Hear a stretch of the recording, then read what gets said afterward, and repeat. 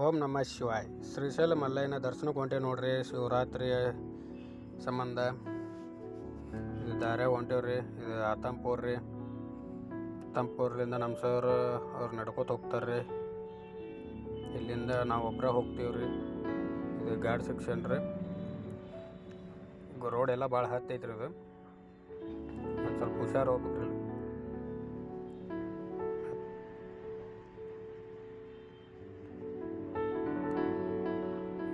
ಮಲ್ಲಯ್ಯನ guard section ಎಲ್ಲ ಹತ್ತಿ ನಮ್ಮ ಮಲ್ಲಯ್ಯನ ದ್ವಾರ ಬೇಕ್ರಿ. ಇದು ಇಲ್ಲಿಂದ ಒಳಗೆ ಎಂಟ್ರಿ ಹಾಕಿವಿ.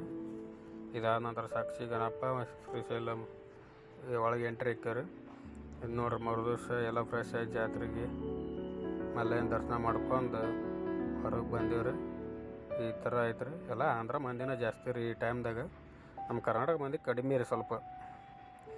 ಇದು ತೇರು ರೀ. ತೇರು ಅಂದ್ರೆ ಯುಗಾದಿಗೆ ಹೇಳಿದ್ರಿ. ಇವಾಗ ಇದನ್ನು ಮಾಡ್ತಾರೆ ಇದೇನೋ ಅಂತಾರದ. ನಮಗೂ ಅಷ್ಟು ಇದು ಇಲ್ಲ.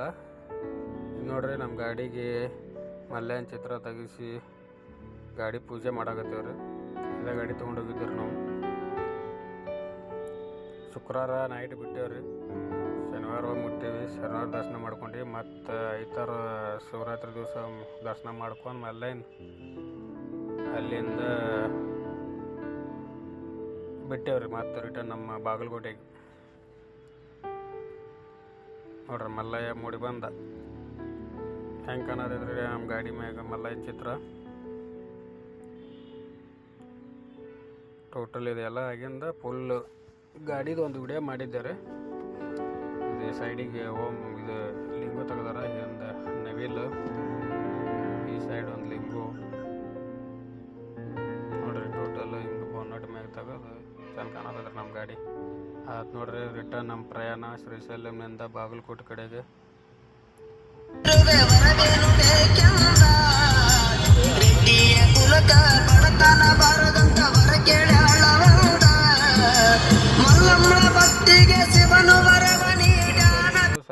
ಶ್ರೀಶೈಲಂನ ಡೈರೆಕ್ಟ್ ಹೋಗೋರು ರಾಯಚೂರು ಕಡೆ. ರೋಡ್ ಎಲ್ಲ ಮಸ್ತ್ ಐತೆ ನೋಡ್ರಿ.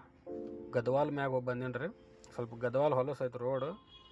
ಇಲ್ಲೇ ಚಲೋ ಐತ್ರಿ. ಕರ್ನೂಲ್ ಟು ಆತ್ಮಕೂರು ಗದ್ವಾಲ್.